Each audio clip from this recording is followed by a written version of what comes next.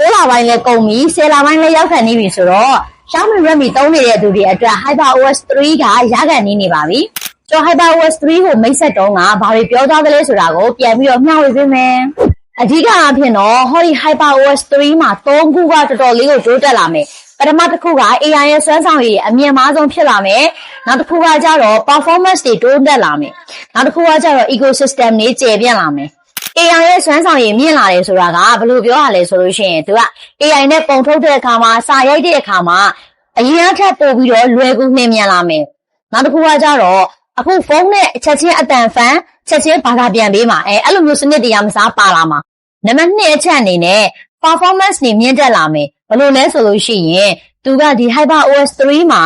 OS ရဲ့အခြေခံစနစ်တွေကိုပို့ပြီးတော့ပေါ်ပါအောင်နှင်းမြန်အောင်တည်ငြိမ်အောင်လို့မျိုးပြန်လဲရေးဆွဲထားလိုက်တယ်။အဲ့ဒီအတွက်ကြောင့်မလို့ application တစ်ခုကိုဖွင့်လိုက်ပြီဆိုလို့ရှိရင် HyperOS 2ထက်21ရာခိုင်နှုန်းပို့ပြီးတော့မြန်လာမယ်ပို့ပြီးတော့ smooth ဖြစ်လာမယ် application တစ်ခုနဲ့တစ်ခုအဖွင့်ပိတ်လောက်တာတွေအမှပို့ပြီးတော့လင်းလင်းမြန်မြန်နဲ့လေးနေရာတွေပါလုံးဝမရှိတော့ဘူးတဲ့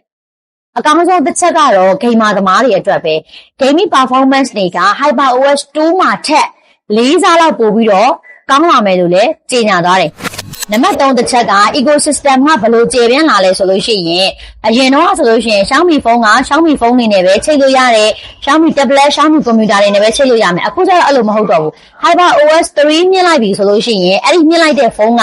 iOS နဲ့ပဲချိတ်မလား Mac ဖုန်းနဲ့ပဲချိတ်မလားလွယ်လွယ်ကူကူနှင်းလင်းမြန်မြန်ချိတ်လို့ရသွားမယ်ဒါကတစ်ချက်တစ်ချက်ကကြတော့ Xiaomi ရဲ့ Super Island လို့ခေါ်တဲ့ Dynamic Notification Center လေးကလည်းပိုပြီးတော့တိုးတက်လာမယ်အဲ့ဒီအချက်ကကြတော့သူက iPhone system နဲ့အတူတူပဲလို့လည်းမိတ်ဆက်သွားတယ်ဆိုတော့သူကအရင်တော့သိတာအောင်ပြောမယ်ဆိုလို့ရှိရင်ဒီနားလေးမှာလေအရင်တော့ကကျတော့မီဒီမှာ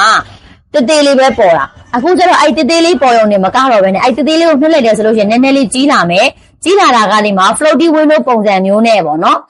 ဒီနားလေးမှာပဲ notification ကြည့်မလားတစ်ချက်နားထောင်မလားကြိုက်တာအကုန်လုံးလုပ်ရတဲ့ပုံစံမျိုးလေးဖြစ်လာမယ်ဆိုတော့ HyperOS 3တင်ထားတဲ့ဖုန်းချင်းချင်းက Xiaomi ချင်းဆိုလို့ရှိရင်ဖုန်းချင်းကိုထိလိုက်တာနဲ့တပြိုင်နက် data ချက်လက်တွေကူးလို့ရအောင်လဲလုပ်ထားပေးတယ်ဆိုတော့ iOS မှာဆိုလို့ရှိရင်တော့ AirDrop ပုံစံမျိုးပေါ့နော်အဲ့လိုလေးလည်းအဆင်မြင့်တင်ပေးထားပါတယ်တဲ့HyperOS 3ကဘယ်တော့လောက်ထွက်မလဲဆိုလို့ရှိရင် model အမြင့်ဖုန်းတွေဖြစ်တဲ့